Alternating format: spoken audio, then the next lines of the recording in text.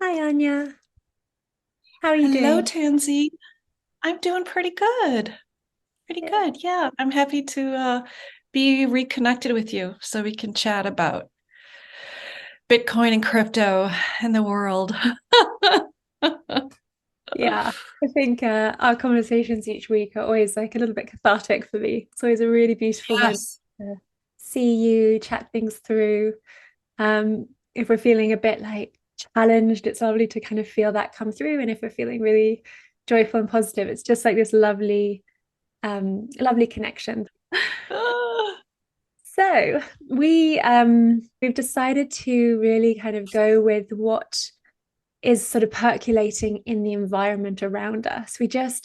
Before we came on the call, we just had these sort of threads of, I don't know, podcasts or discussions that we'd heard, and just like what is sort of percolating in the environment around Bitcoin and crypto.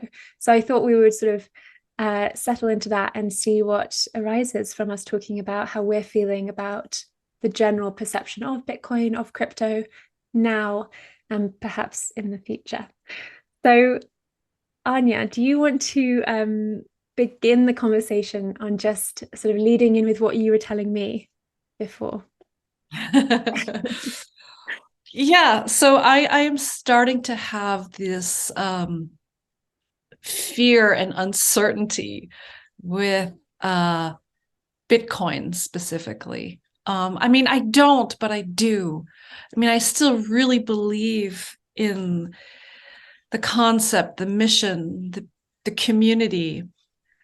But when you start seeing all these dominoes falling in the crypto world, there's so much.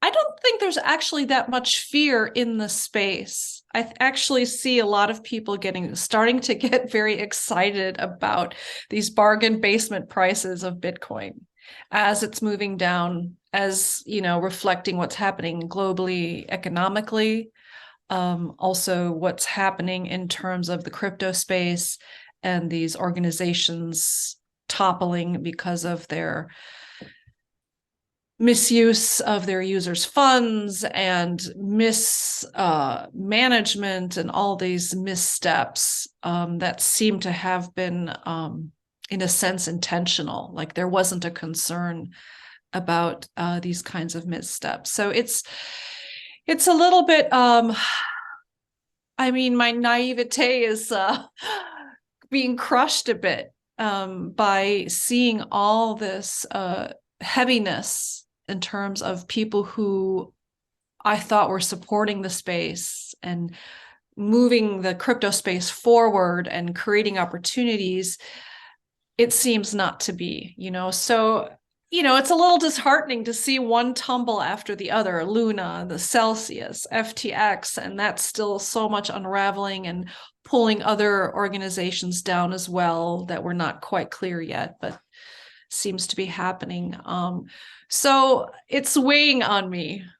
But at the same time, I mean, the true like Bitcoiners and crypto folks, these powerful individuals, they're all saying, get ready. This is a time actually where these prices are going lower and lower, maybe a little bit lower.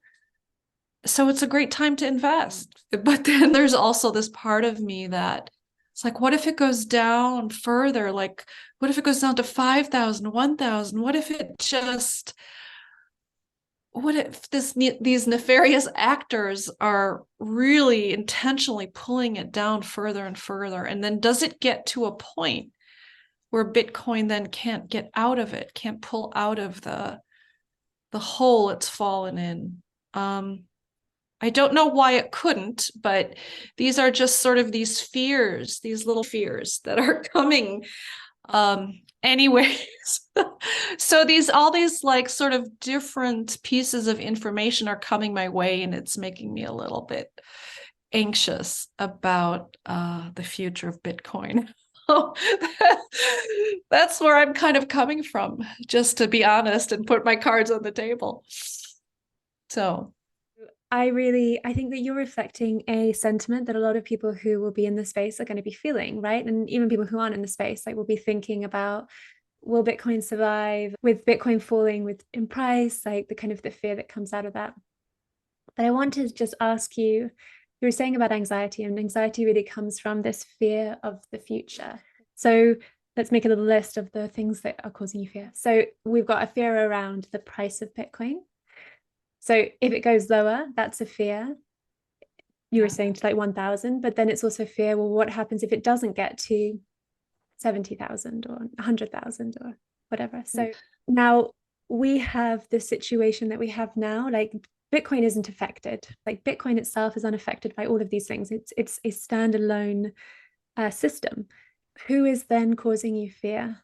Let's just name people groups who are causing you fear.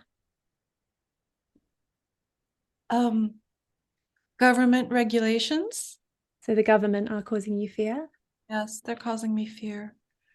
The nefarious actors in the crypto space are causing me fear. Like if we're talking specifically about Bitcoin, you started with, I have a fear around Bitcoin. And what I'm hearing is you have a fear around price. You have a fear around government. There are a lot of, I'm going to say that there are quite a lot of people who are in the banking industry who are definitely going to be like passing some verdicts, and so they can cause that fear too. So banks. Yeah. And these nefarious actors, I don't know that I think that there is just yeah, I guess there's always an underlying fear of like nefarious actors, I think, where getting our house burgled or as much as we can. We can't live our lives in total fear. We have to we can manage that. And if there's a nefarious actor that no one knows is there, it's like that's difficult to act against. That's difficult to, we can just be as protected as we can. There is a piece about distributing your wealth across different things so that no matter, like if something collapses, you've got other options like gold, cash, property, things, assets, so you're not exposed to anyone overly, so it's just like Bitcoin is should be one of your multiple assets, right? So we're not kind of just relying on Bitcoin. So any of them could collapse. Housing prices could collapse. Houses could be demolished, climate change, house could get wiped away. Like to live in a state of fear and anxiety is causing this, this everybody just to feel the same way. And you can hear this in the conversations that you're listening to, is this is generating fear. So already we can say government and banks obviously want to generate fear for people who are invested in Bitcoin, because it's counter to what they want you to be doing with your money. So it's almost like they are deliberately stoking fear and always have done to help guide us in the way they want to guide us, right? So the only thing that we can know is what we know now, right? What we have in front of us. And Bitcoin is a system of like, it's like the people's money. It's a decentralized, distributed system of finance. That's kind of what it is. It's not trying to be anything else. It is what it is. And, the more people that utilize that, the more people that use it, it allows that Bitcoin to spread across the world.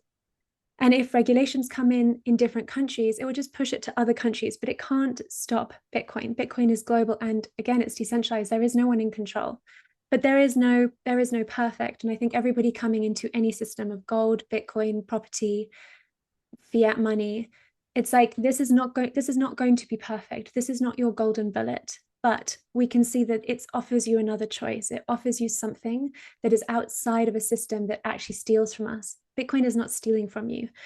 Bitcoin is just as much of a people's money as it is a revolution, a changing system.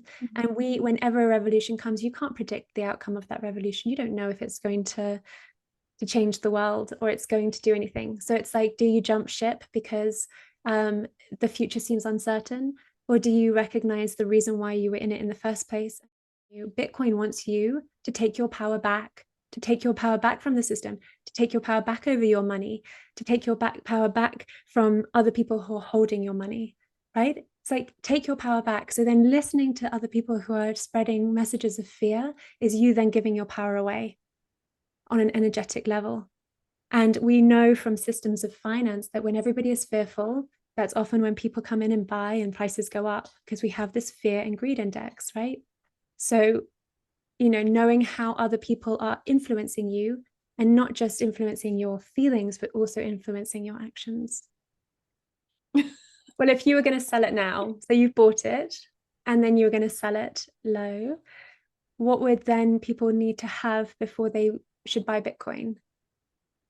Oh, belief in the system, in what Bitcoin offers us versus what fiat offers us or doesn't offer us. And that's, yeah. Otherwise, there's no point in a way. Yeah. I mean, it's such an interesting point, and I think it's really powerful to speak to, because other people will be feeling just the same way because they're hearing the same information. Um, and I think really just to like end that little piece is just to say, like, for me, empowerment is your most important asset. Like, you have come onto this earth, you've been born into this experience of life. You have all of the power, you have that all inside. Like, what you have in terms of your assets, that all can be taken away. But what you have, what is stronger than anything, is your power. And everyone and everything is often trying to take that from you because it gives them power. If they can take your power from you, they become more empowered and they have more control and dominance. It's like, why do a small group of people manage to rule a lot of people? Well, because all of those people are disempowered in some capacity. Otherwise, if they were all in their power, they would stand against disharmony, unfair rules, Yeah. unethical practices, because everybody would say, I'm not going to accept this. But people accept it because they feel disempowered. And mostly that is because of money. So money is a huge tactic of disempowerment for most people.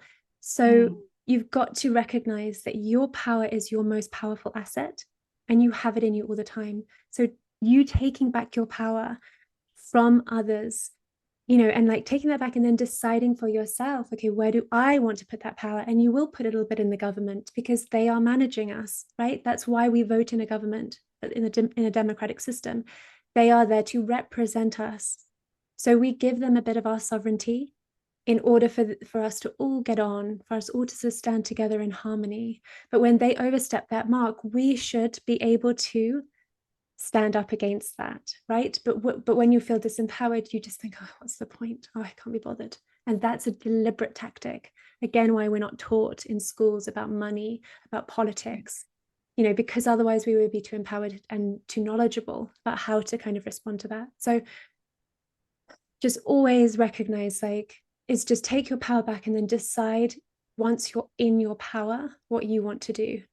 And that is what Bitcoin is encouraging. It's encouraging you to take your power back. It's not trying to be anything else. It's just calling for your power in yourself over your money.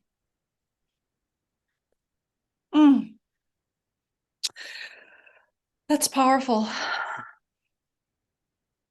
And I feel much better.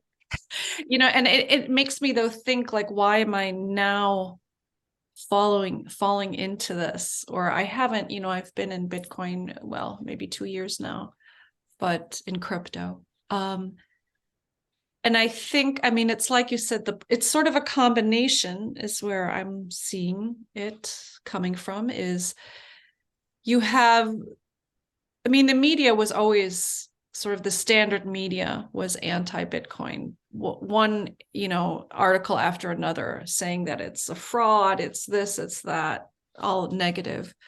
And I was able to rise above that, and have the power to see that that was all just. But now with sort of this combination of this crumbling within the crypto community, like the FTX and Celsius, sort of this vulnerability, and then again being accentuated by the media. And one thing that just visually comes to mind is I just saw the cover of The Economist, had some title about crypto or Bitcoin is just falling. It's going nowhere. It's falling apart. It's decimated, or something like that. Something kind of harsh right on the cover. And it just sort of, I was already a little bit like, oh no, Bitcoin's going lower and lower, and there's all this shit going down. And then I see that, and it just sort of infiltrates those vulnerable, non-powerful states you sometimes find yourself in. Yeah. So I just wanted to share that. Like, it's just like all these little things that start getting in, and you have to then, as you say, be careful about that and really then get down to the essence of why you're in it in the first place. And that seems to help you have some armor in a way against some of these darts that keep coming at you.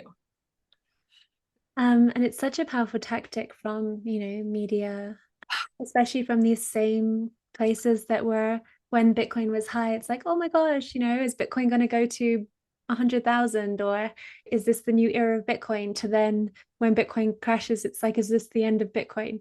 The same happened with the internet. You can read on Twitter, there's a documenting Bitcoin, and you can see every time people have said it's gonna die, but also it compares it to how many people said, the internet's gonna die or mobile phones will die.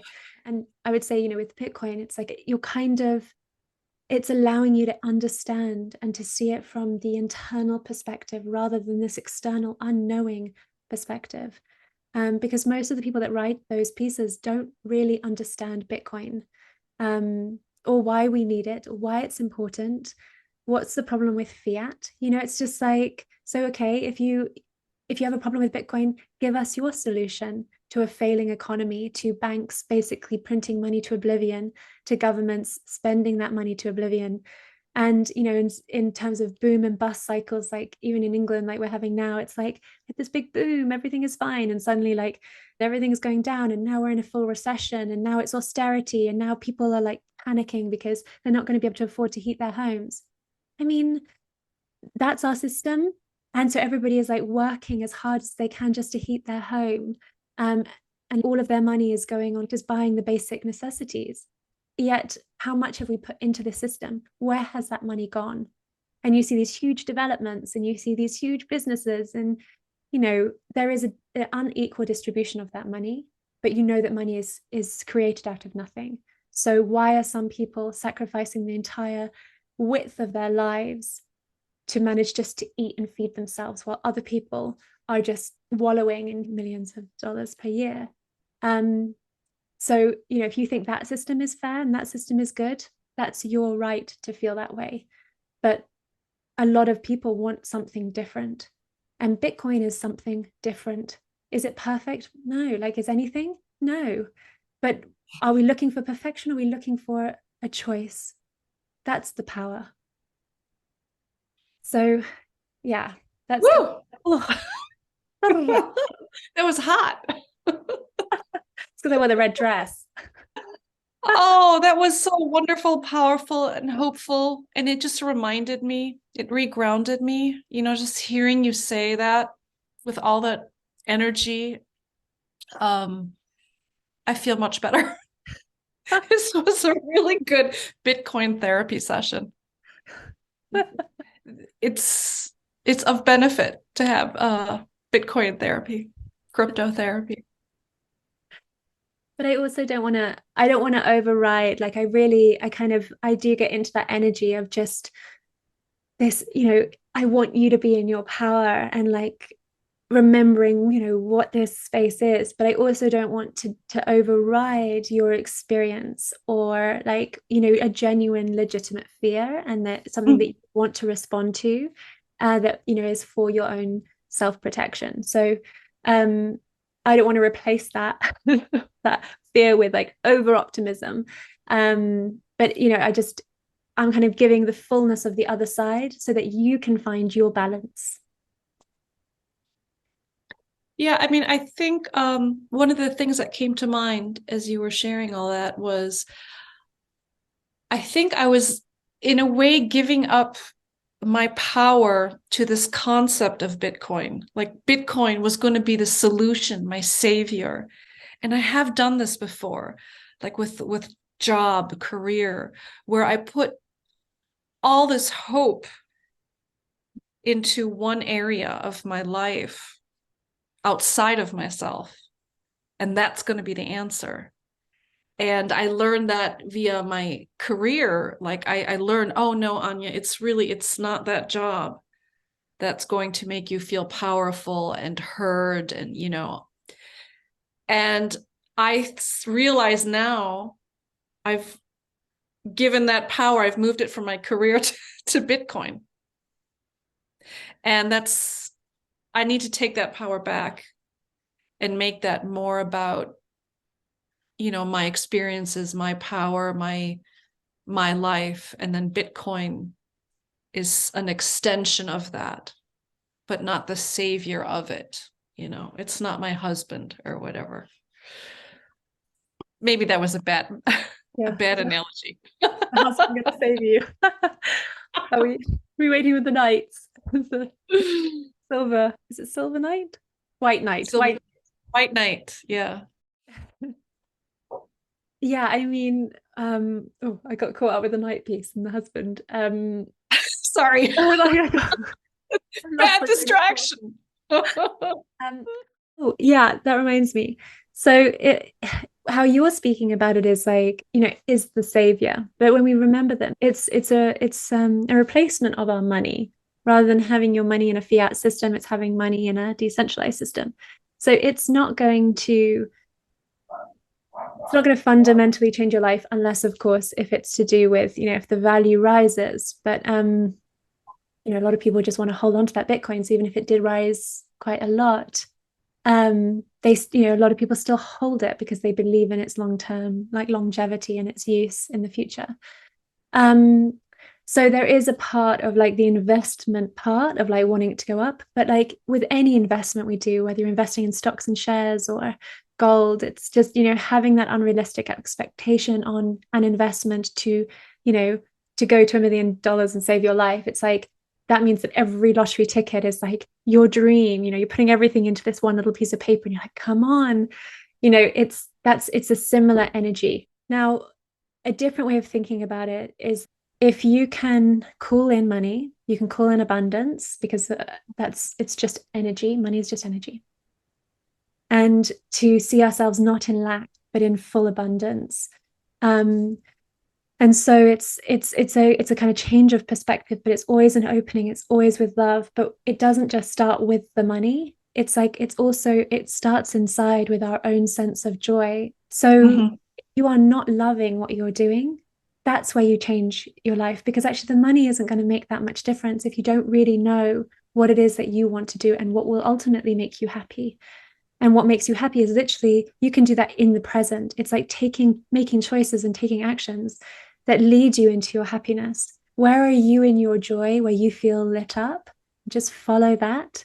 And every time you make a choice to follow that heart and lift, you are making a choice more in alignment with who you truly are and what you truly want in your life. And if every time you go to work, you feel like, ugh, and you can feel the absolute opposite, that is not the right job for you. Right. So then it's like, it doesn't mean you have to quit today, but it's like, how do you make choices to move more into alignment with what you want and what you love, at the same time as focusing not where you're lacking, but where you are abundant. That goes hand in hand with the self-value piece as well, is how you value yourself. Anyway, that's a big thing. Yeah, well, it's all connected. It's all part of the conversation. Yes. Of crypto, the crypto ethic. I mean, that's also one of the, speaking of being connected, that we're all connected. I mean, that's part of the beauty of Bitcoin as well. It's a global phenomenon. It's everywhere. Soon it might even be on the moon, whatever that means.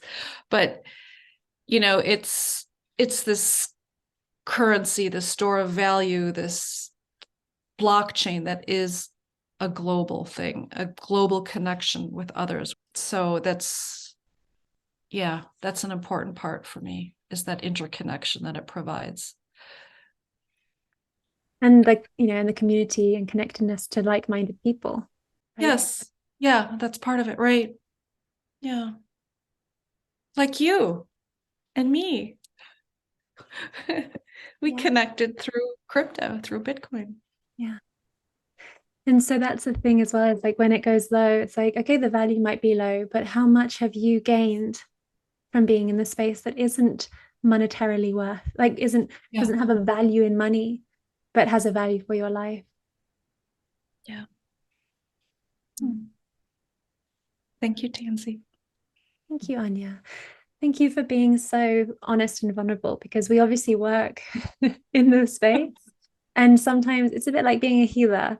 So my other kind of role as a counselor and healer, there's a lot of healers who won't admit when they need support, when they need help, and they can just, they think, I have to always be in this position of authority because otherwise people won't trust me. And it's like, that's not being human, and that's ignoring your own feelings and your own experiences. Like, we can actually support other people even when we have things that we need to work on. It's like, or where we want to kind of ask for support and ask for help, like that is important, and it's important to be able to say that. And if we don't say that, then how can we assume that the people that we are supporting will be able to feel confident to express themselves too?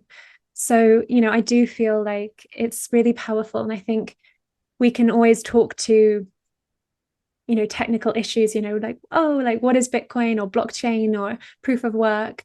But ultimately, it's a person who is experiencing Bitcoin. Okay, there's education around what it does and how it works, but we also need some support around how it means and feels to be in the space at different times, in heights and in lows and in, joys and in sadnesses. Like, we need to be able to hold that whole spectrum. And so it really is important to be able to speak to that. And I don't think enough people do speak to that. I think a lot of people who talk about crypto and Bitcoin forget the human element, and really the emotional human element. And so I really value, you bringing that. And I'm really glad that we spoke to it. And it's my prayer that I didn't overpower, but I am. No, I feel like you held this safe, warm, welcoming space for me to share my story. And you also guided me into navigating sort of maybe this sidewalk that was full of holes and cracks, and I was stumbling over it, and you helped guide me onto the grassy path. So thank you for both those. I really appreciate it. My pleasure. Alrighty. So do you have anything else to add? Not today, not that I could think of. Yeah, I think what came out was a real conversation around power, um, which is so linked to fear, insecurity, and self-value. So it kind of weaves in all of those pieces. I think what I will just say quickly is that every month I run, so as part of the crypto ethic, I'm teaching about Bitcoin and the crypto space, but I also, we go into that sense of self-value, we go into that piece about empowerment, and our relationship to money. And every month, in the community, I host a symposium where I talk about, I teach sort of class about what's going on in the space. But another part of the month, I do a mindfulness and manifestation class. So it's really a chance to kind of go into our sense of value, our sense of abundance, our sense of what it is that we want to create, our relationship with money. So we're going there in these sessions each month. So you can either become a member and get both of those, or you can just sign up individually for them as as a sort of external person, and they are available to book on the website. And otherwise, just if you enjoy these videos, then obviously just like, subscribe, press the bell button and all. And you will get a notification every time we release a video, which is every Sunday. So yeah, the day of the sun, the day of power. Yes. That's right. I forgot about that. So thank you, Anja, for this gorgeous conversation. And I'm so glad that you're feeling better. Yes. I look forward to our next conversation. Me too. Ciao. Bye.